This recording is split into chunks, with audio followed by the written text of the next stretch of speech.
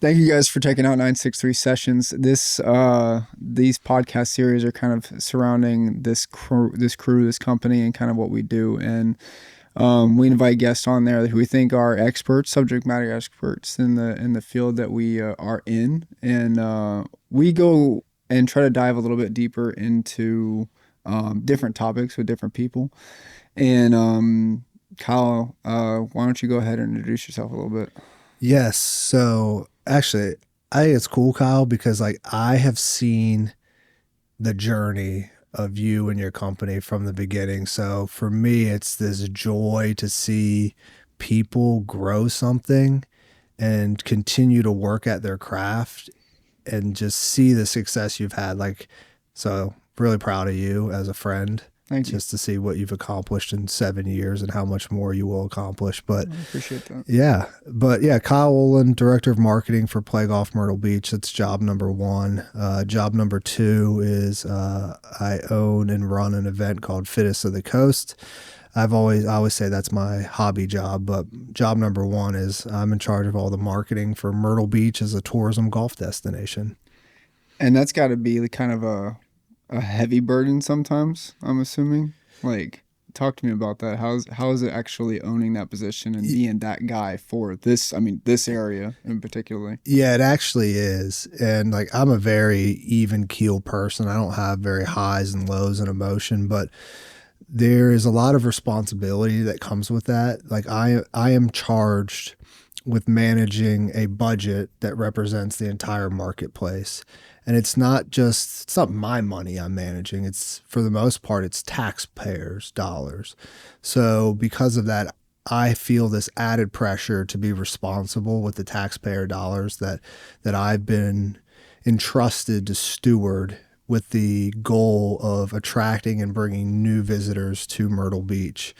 And we are not the silver bullet for all the problems or solving all the problems in Myrtle Beach, but we definitely play a large part in attracting and acquiring new visitors to Myrtle Beach. And there's pressure to that, but I think it's a fun pressure to be like, hey, I want to serve this community. That's how I look at it, is that me and my team, we are servants to this community, and how can we best serve the golf community and then the tourism industry here. And if we focus on that, this servant mindset, I think it makes it a lot easier from the way I look at things.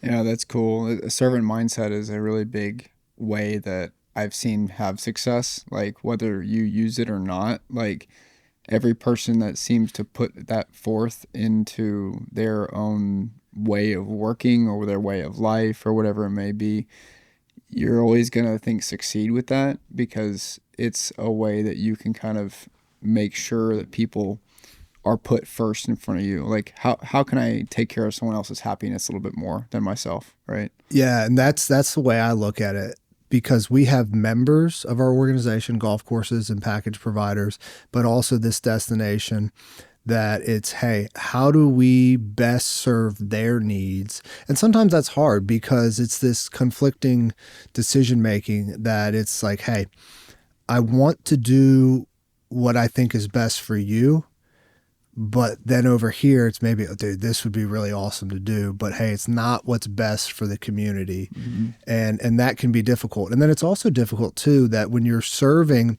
a large group of people, this is true in any leadership position, that you cannot make a decision that is going to make everybody happy. It is your job to make a decision for what you think is the best for the whole. Mm-hmm. If you focus on making people happy individually, you're never going to do that. You can never make everybody happy with the decision you make, but you have to, as a leader, say, hey, I'm making this decision because I know in my gut it is what's best for everyone. The collective, Yeah. all right. And so, since that's the case for what you have to do, and knowing that you're in charge of bigger events in general, what are some of the, like, what's the biggest misconception or misunderstanding that, people who attend these events, or people that surround, like, the communities themselves? We're talking, the Myrtle Beach Classic, World Am, Fittest of the Coast, anything that's kind of in that space. Like, as an event organizer, what is the biggest thing that people misunderstand about running any event? Oh my gosh, how much goes into it is what people do not truly understand. In any event, if you are a participant, a spectator, an attendee, you show up to something and that's what you see. You see what's in front of you at that very moment. You don't actually see or understand everything that goes into it to make that experience possible for you. There are hours and hours and days, conversations, decisions that are being made so that when you attend that experience, you have the best experience that's possible for you. So that is the one biggest misconception I see in any event, is that nobody truly understands how much goes into putting an event on, especially any event at scale.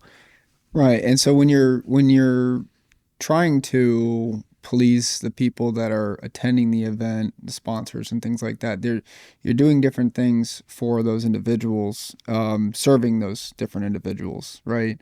What is something that you see commonly, specifically in the marketing space during a live event, that people misconstrued a little bit? From a marketing perspective, as it pertains to like sponsors and stuff. Mm-hmm. Yeah, I think a lot of the times that when events exist from a marketing perspective for brands and partners for the purpose of generating additional exposure for that specific brand. So anytime a brand wants to partner with an event, the event first has to understand, hey, what is the goal that this brand is looking to get out of being part of this event? Once you understand as the event organizer what that goal is, you can then begin to implement tactics and strategies to help solve that problem for that brand. So maybe it's awareness. Maybe XY, we'll call it Ford. Ford wants to partner with the One Flight Myrtle Beach Classic to get more brand exposure in the Myrtle Beach market. Well, now it is the job of the event to figure out how do we activate that brand within our event. And then sometimes, a lot of times when you're at an event, so coming back to your question, attendees, what if they don't understand it, is a lot of times you might see, attendees might wonder, why is all this signage up? Why is Ford have a large presence at the event? Why are there trucks and cars and vehicles in the grass of the property? Well, simply put, it's that brand activating against its goal of getting more exposure, and the event is providing a platform and visibility for the brand. Yeah, that's cool. And people get to experience it in different ways, right? In person, obviously, with all the, like you're saying, on the grass or whatever it may be. And then at Fittest of the Coast, I know we have a ton of tents that show up for different sponsors and different brands and things like that.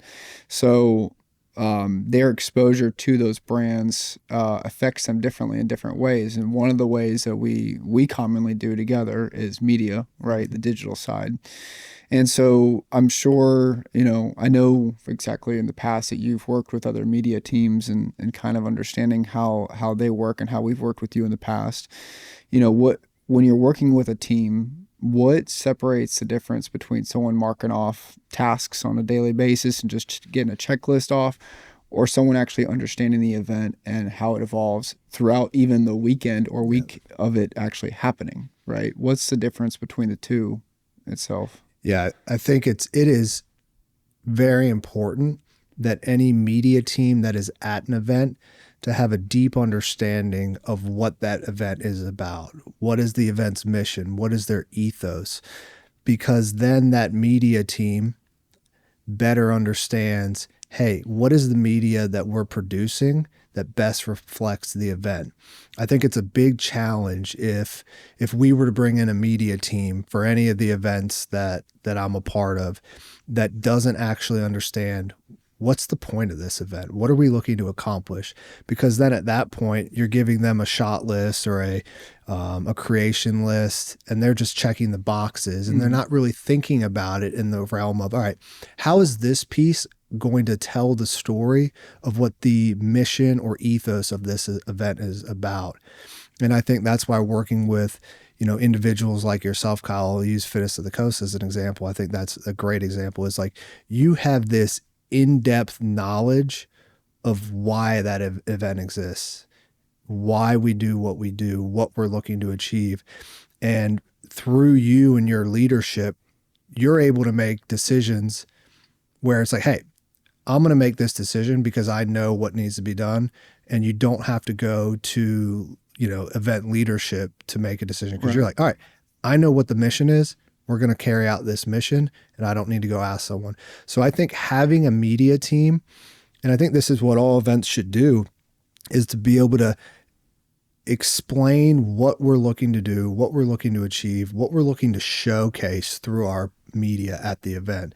And if you can do that, and whoever's leading that media team understands and then can, trickle down that communication to the team, you're going to see the best result. Well, and I think that, like, I've always been a story guy, and I think that, like, from the very get-go. Like, I've tried to find ways that we can kind of tell the story of the weekend and be able to go from start to finish. And that's kind of my hope that we could do. There's certain fun things that happen that don't really have too much to do with it, that are, kind of trending, kind of the things to do, kind of throwing the paint on the wall or the thing at the wall and seeing what sticks, right? And for the most part, though, we do want to have that ethos that you're talking about. Like Fittest of the Coast, for example, is not an event for the elite athletes. We honestly couldn't care less. It's a great part about it, and it's needed and it's there. But Fittest of the Coast is especially for the community and the fan experience and the athlete experience that's there in the different levels. And how much do they get to make that their CrossFit Games, right? In the full retrospect, right?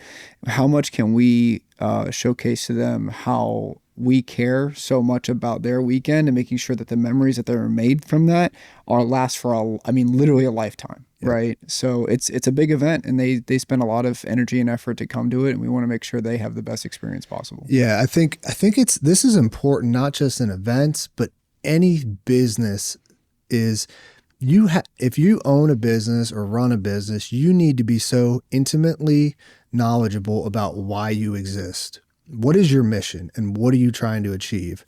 So with like Fittest of the Coast, our mission is very simple. We create memorable experiences.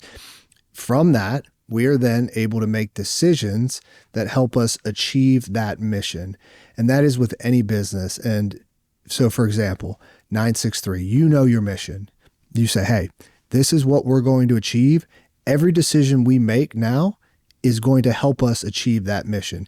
If it is not going to help, why do it? Yeah, without a doubt. I mean, for us in 963, we're trying to make the easiest possible way for people to have access to high-end video production at an affordable level for a local and small business, for companies that are there for agency-wise, right? The biggest thing that we're really wanting to do and make sure that it's there is how can we bring that same level of sophistication, ease of access, use, so that they can take care of their campaigns at the levels that they need to, and then be able to push on from that, right? Yeah. There's different levels and understanding that. And as it kind of exists and evolves, what needs to happen is it does need to evolve and get better over time, right? And there's always going to be a need there.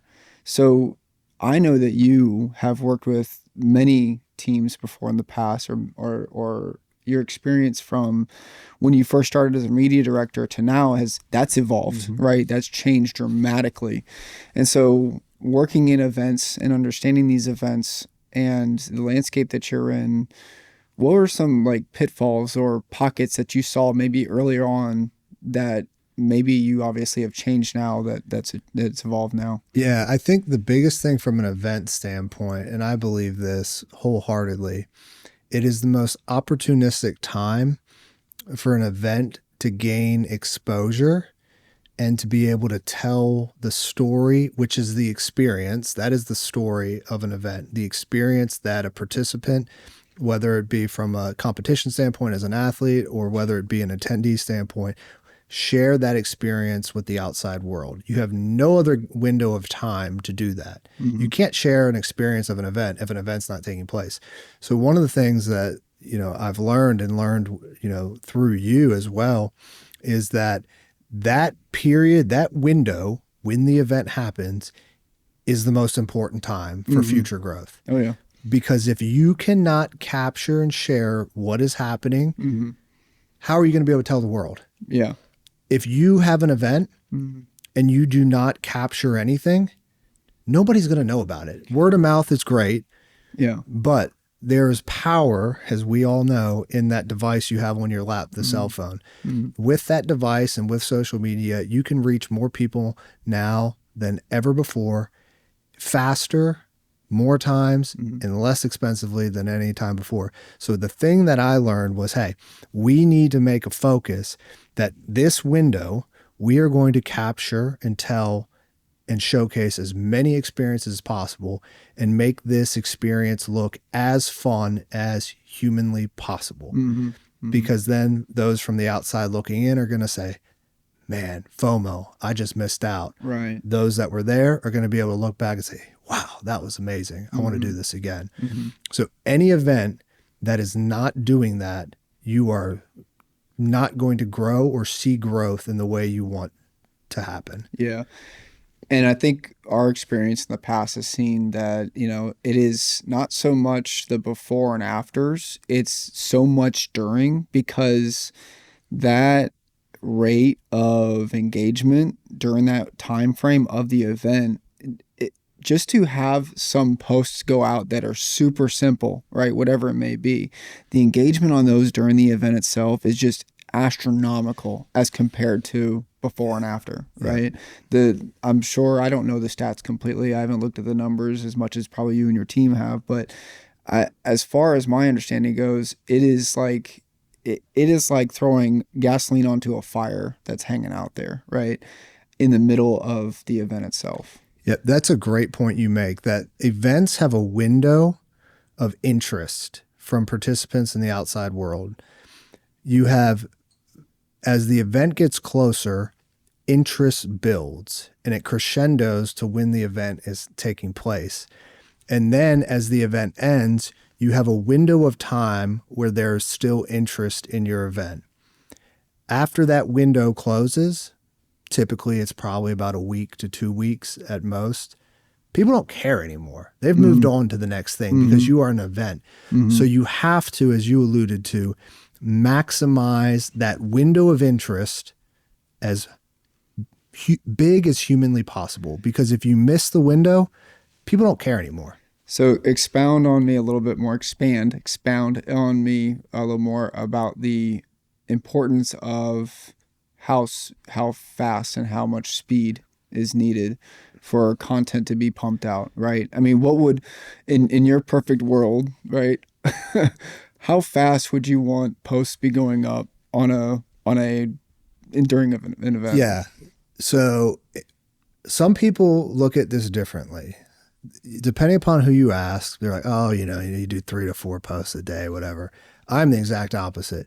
As much as humanly possible, because the more you can put out, the more times people are going to see your brand or event. So in a perfect world, you have something going up all the time. There is never a time something is not going up. Right. Because you have interest. So you need to capitalize on that interest for the window, because when the window closes, the door's shut. Right. And you do not have attention anymore. So while you have attention, you pump, and you pump some more. And I think, one of the things that I've learned from this is the content doesn't have to be super amazing. It has to be good, but it just has to be able to share and tell a story quickly. And I think that's one of the things that I've learned is like, hey, don't need crazy edits, just need consistent content. And I think that we've both proven that to each other. Yeah. There's a reel in particular from Fittest of the Coast. I think it's 3.4 million? Yeah. Something like that. It's millions. It's a grandma that does a muscle up in the middle of the event, and she is got to be in her 70s, somewhere around there, maybe high 60s if we're lucky. But, and that reel just popped off, and it was literally a single shot in slow-mo. I remember when we actually caught it, I was the one who captured it. We had... Were you... wait, so you're done. When you film that... Yeah. because like you're really good at this, and this is a skill not everybody has, is you see something and you're like, that's something. I just got something. When you shot that, were you like, oh crap, really old woman just hit a muscle up. This is going to be money. So I remember seeing them going for it. And I do remember missing the first, like they went up and they did their thing. And I was like, I probably need to get that. And when I did, and she hit it, and it was like, almost looked like it was super easy for her to do. I got super excited in the moment and ran over to the editing table with that card. And I said, pump it, go, let it, drop it, let's go. And as soon as it dropped, it just went berserk, right? Like I knew that we had something when I caught it. And I knew what I was looking out for. And that ties into the other thing that we talked about earlier is you have to catch the moments that are the ethos of the event. Yep. For her in that moment, yeah, it was probably pretty cool. But that moment for the event itself, the people that are enjoying that event, they get to see that memories like that are being made for the community itself. Yeah. And I see, again, I'm not trying to build your head, but you are really good at this. And not every creator is. And I think this is what distinguishes great creators from just people that know how to work a camera, is to be able to understand the environment that you're in, feel what is taking place, and then being able to capture a moment that is going to hit. Mm-hmm. So a great example, another one I'll have that you did, this is golf related. The first year at the Myrtle Beach Classic, I don't know if you remember this, but you got this shot. It was George Bryan. He was playing in the One Flight Myrtle Beach Classic, and it's this shot as he's walking to the 18th hole on his final round of the day. Mm-hmm. And it's the shot of him walking across this bridge. Mm-hmm. And he's just kind of twirling his club in the hair, looking around. Like mm-hmm. you can see in that shot that you got, it's this guy who's reflecting on, he just played in a PGA Tour event for the second time in his life, might never do it again in his home state. Yeah. And you were able to capture that moment. Yeah. And I remember that shot being, dude, that is a great shot. Yeah, and it was like a moment to remember for him. It was like a night. Like and there's been other moments too. I can remember. The one that cracks me up the most has got to be the guy who won it the first year. Remind me his name. It was Chris Goddard, which he just won in Hawaii this past weekend. Okay, cool, great. I'm super glad for him. Yeah, you really are. You love Chris Goddard. He's a great guy. I'm sitting on the opposite side of 18th tee at Dunes, and if anyone knows that course, they know that there's a little river in the middle of it. And the dude's walking down the side of the course and he's hanging out with fans and waving to him and whatever. And I'm getting a buzz in my phone, wearing the tightest pants that I could possibly have worn that day. And I'm feeling this buzz and I pull it out and I'm like watching this guy as I'm pulling out my phone and it's you. You're like, hey, is there a way I can get that iconic shot of him walking down the bridge? And I was like, yeah. And so in my mind, I'm on the opposite side. And then in the split second, I go, I'm on the opposite side. I need to be on the other side of the bridge because of a couple things. Because there are tons of fans behind that bridge. It's an iconic looking bridge. It looks good. And the goal of the event when we had the conversation was show as many people as possible as we could possibly do having fun. Yep. And the third thing was, I did not have the right lens on my camera for the shot that I wanted to get because I wanted to pile those people together behind him. And to do that, I needed compression. And to do that, I needed my 70 to 200 millimeter lens. I had my 24 to 70 with me. So I call my team that's in the editing room as I'm sprinting across the other side of the bridge on 18 or on 10 to get over on the other side. And as I'm sprinting, I'm on the phone with one of my teammates from the editing bay. And I say, I need the 70 to 200, run it out to me. And as I'm running, a couple of different things happen. There's a big dude that almost turned around and decked me in the face because he thought I was running up on him to jump him or something like that. He literally turned around and I slid under him. And then I am taking off my lens of my camera to hand it to the teammate. And then I grab the lens that he gives me, slam that thing into my camera, run back over to the other side. And there was probably a good 30 seconds before Chris ended up hitting the bridge to where I wanted to get him, right before that happened. And in that moment, I was like, it may have sucked in the moment to sprint across, but this shot was so good for the event because we not only got the iconic shot, we were able to showcase this winner of the first event with a massive amount of fans behind him. And he's high-fiving people as he's walking. And thank you for sharing that. I didn't know about the lens switch, but I do remember that because I was standing up in one of the seating areas and I see you sprinting full speed across the complex. I'm like, there goes Kyle. I know he's going to get the shot.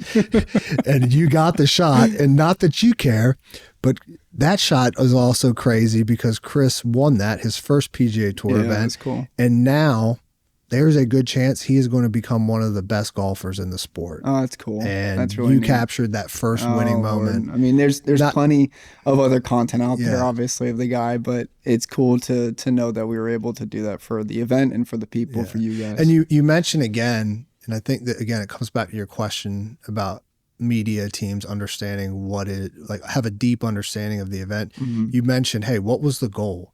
Our goal was to show as many people having fun at the event as possible because this is a tourism driven event for us, right? Yeah. We wanted to show people having fun.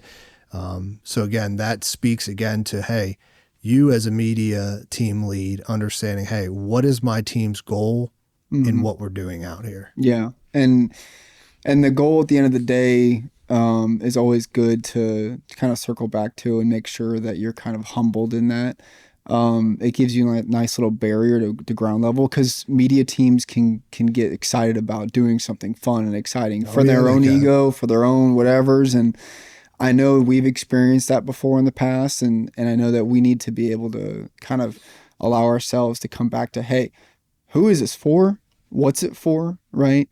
And with that being said, you have a lot of things that you can do that's different for the event. You can try different things, but is there been something that without question never fails across all facets, whether it be classic, world am, fittest of the coast, a common theme for media teams to know in order to do that makes sense for the event?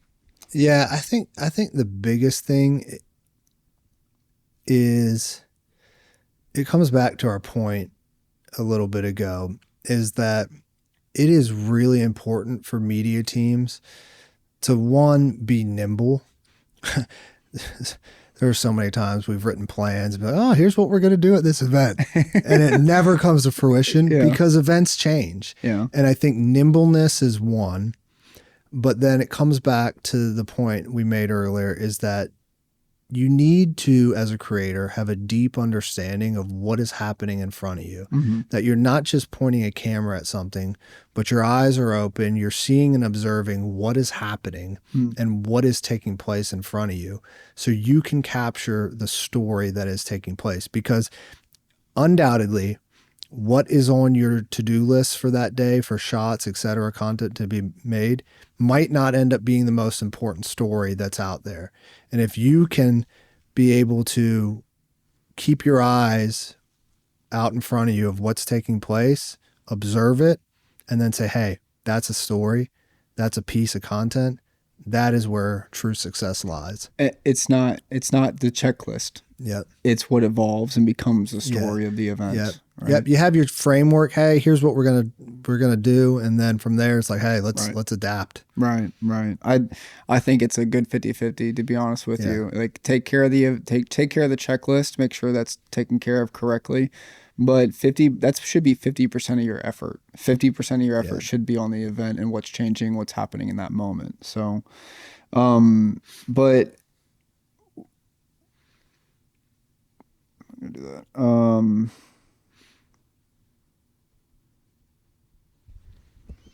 So, where you were into that earlier? I like that too. Hang on.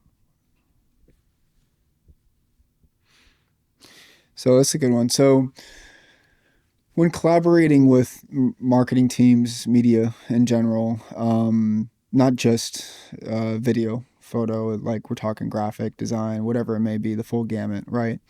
When things don't go as planned, 15 different helicopters landing at 15 different times for the matter of. Oh my gosh. I think we're going to have to do that again this year too. Oh, fun. But what happens when things don't go as planned? And what's good for a team to know how to adapt, including the gamut, not just a single. Yeah, I think with anything in life, and specific to your question, that flexibility is key, and being able to know that, hey, what you have planned might not always come to fruition. And it's being able to know that going into something that you might need to adapt. And I think that is, again, what separates, there's levels to this, right? Separates different teams that, hey, do you have the ability to adapt as things change on the fly? Events are an interesting space because it's not scripted, it's unscripted. At Fittest of the Coast, we could have, I'm not going to say it because I don't want to jinx us, so I'm going to use golf. Golf, you could have rain like we had at the Myrtle Beach Classic this past year. Yeah. It's really hard to show people having fun and smiling faces when they're miserable. That concert helped out a lot. Yes. So that is the big thing in the live event space from a media perspective, is like, hey, prepare for the unexpected and be nimble to be able to adjust as the hits come, because they're going to come. Live events, like I said, are unscripted. You can't script it, so you need to be nimble. I've heard your plans with Fittest once in a while. I'm not going to indulge on it here. Things have probably changed a little bit, but if you were to talk with another event director about how to run an event, what would be some things you would educate them on? Someone that may have some marketing background, but does have an event already going, right?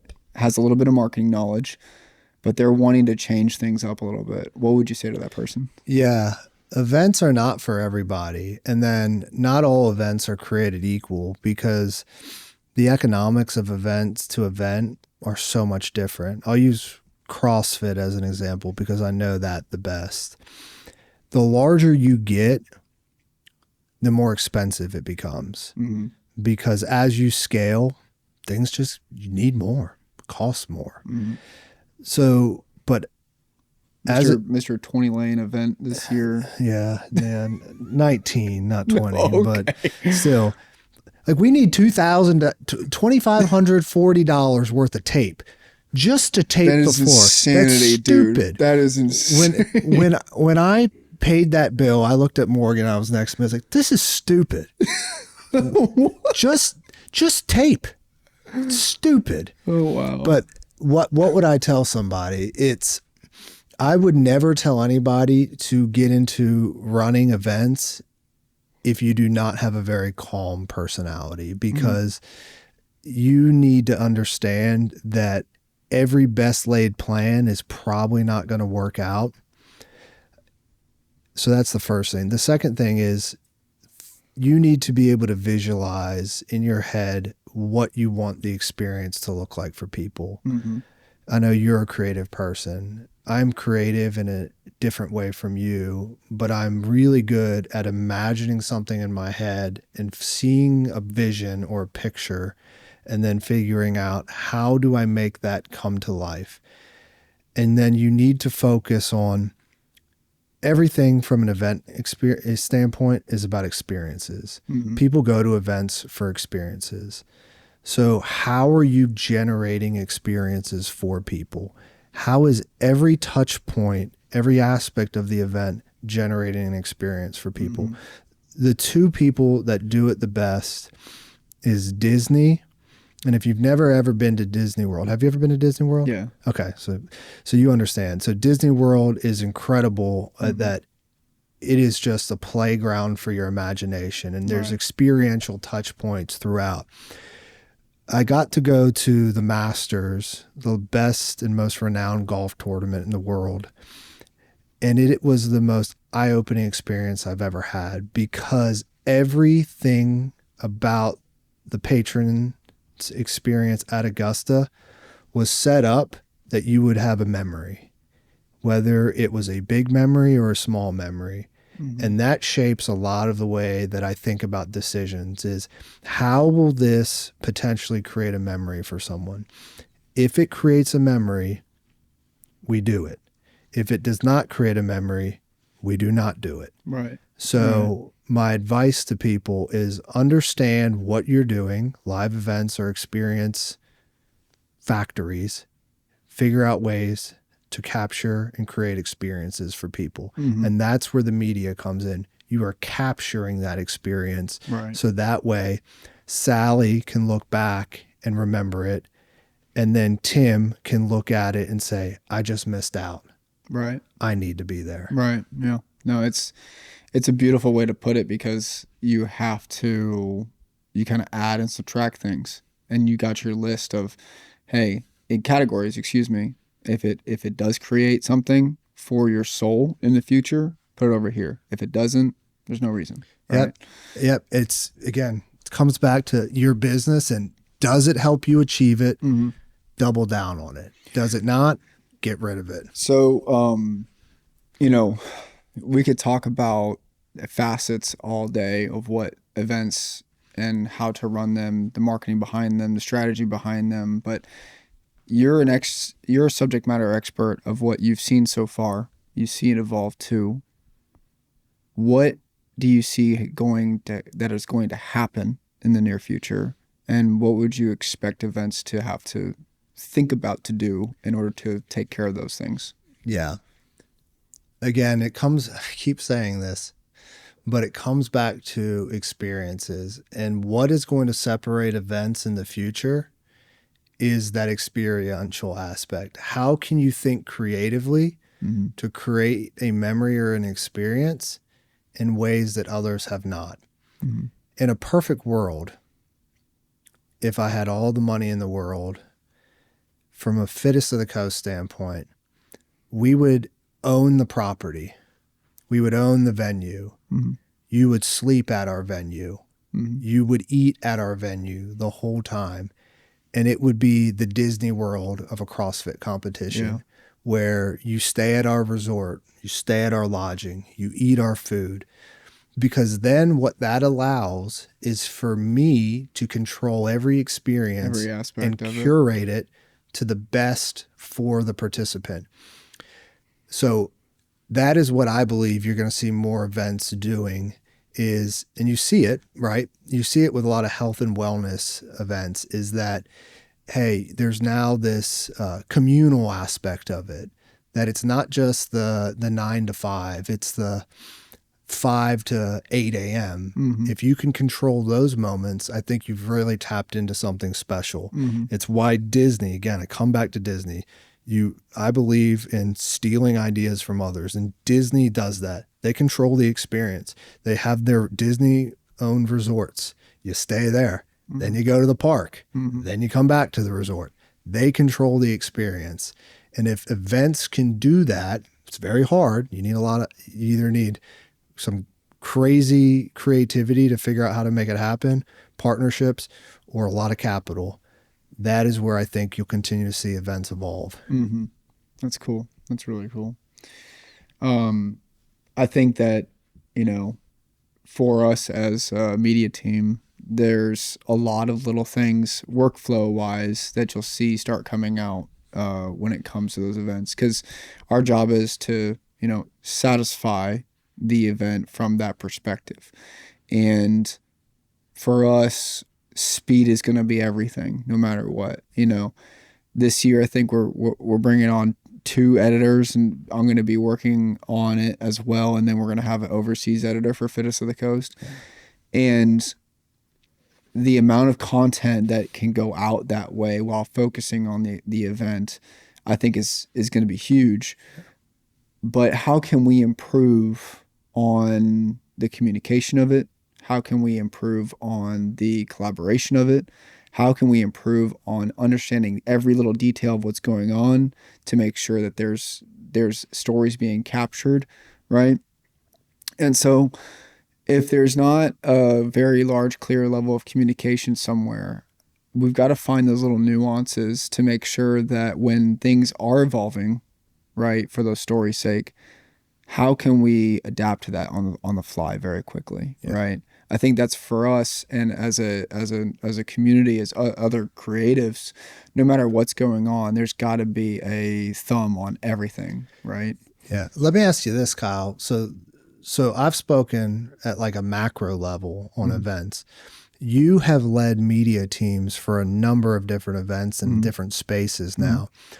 Tell me how you do that as a leader to put your team in the best position to succeed in saying, hey, here's your job. Here's what you do. How do you do that? How do you manage that? Yeah. So I'm going to speak to Fittest this year coming up as one of the examples. In the past, there's been plenty of other good things that have happened as well. But, for this year, I've got a cinematographer coming that just cares so much about composition, right? So I know that his strength is more composition than anything else. That's what he cares about, that he'll die on that hill for that reason, right? And that's what his thing is. He loves moments and he'll get all that stuff. He's a very experienced event individual, but composition is his thing. So for him, I want to make sure that he's placed in the realm of taking care of moments in a very beautiful way, right? I've got a kook and a half of an individual that's going to help me be the guy who's going to do really fun and obnoxious and strange things. The guy is the guy. The guy is the guy. The guy's the guy. He's going to be helping me do more of the funny and a little bit more creative things that don't have to be so artistic, right? And so I'm going to bring him on for those reasons, right? I could speak to both of our editors. I've got one that used to be an ex-college football media director for Coastal Carolina University, or a videographer, but the kid's a director. He's incredible. His name's Thomas, but he's fast as hell. I'm going to say that right now. He is insanely fast at what he does, and he can get the right moments in the right ways. So he can combine a little bit of the comedy with other things that are going to go out that are going to be able to satisfy that. We have another editor. Her name's Anna. She's incredible at photography. So she knows what kind of pictures that are going to be utilized for different things for concept on top of carousel. And she's a great editor on those things. And then I got two other photographers that are going to be with us as well. One is very much focused on the event, as she's been with it for a really long time, so she understands it really well. And so what she's going to do is she's going to be able to capture things that are a little bit more event focused and what's going on with the event. And then I got an artistic photographer, and she herself is going to know exactly on how to take care of the event from a very artistic standpoint. And so we're going to combine a lot of these aspects and see.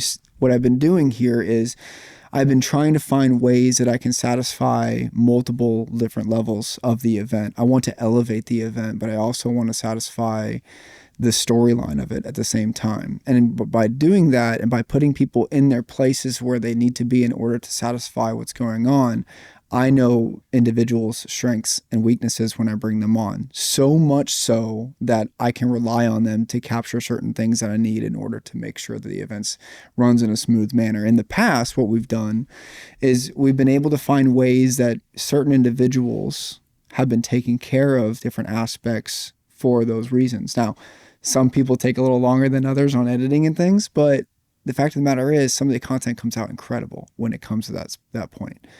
And there's other times when you try to experiment, maybe that works, maybe that doesn't. But there's a minor amount of experimentation that can happen during an event, right?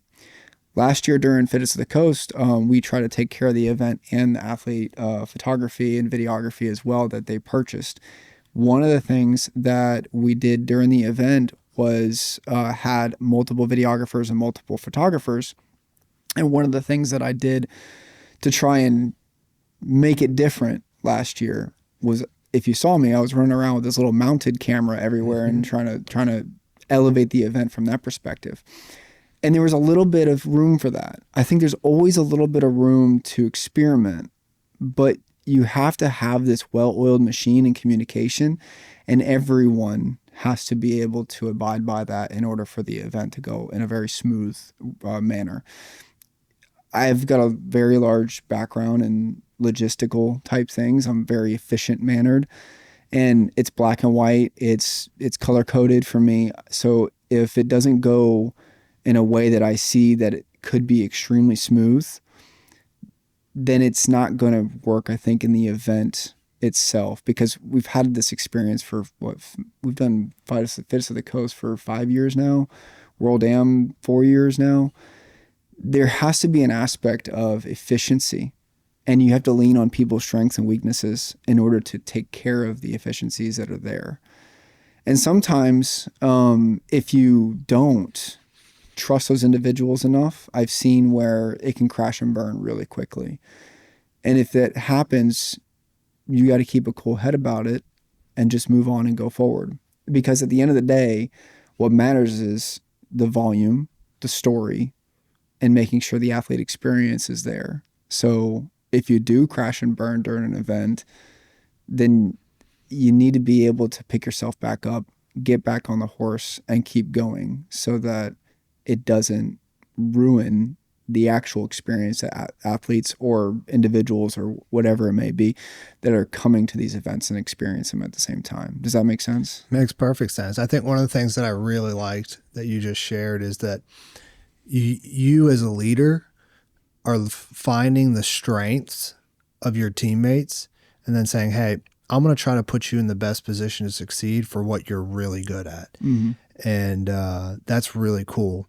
Like, that's one of my fundamental beliefs with working with creative folks is let creative people do what they do best. Mm-hmm.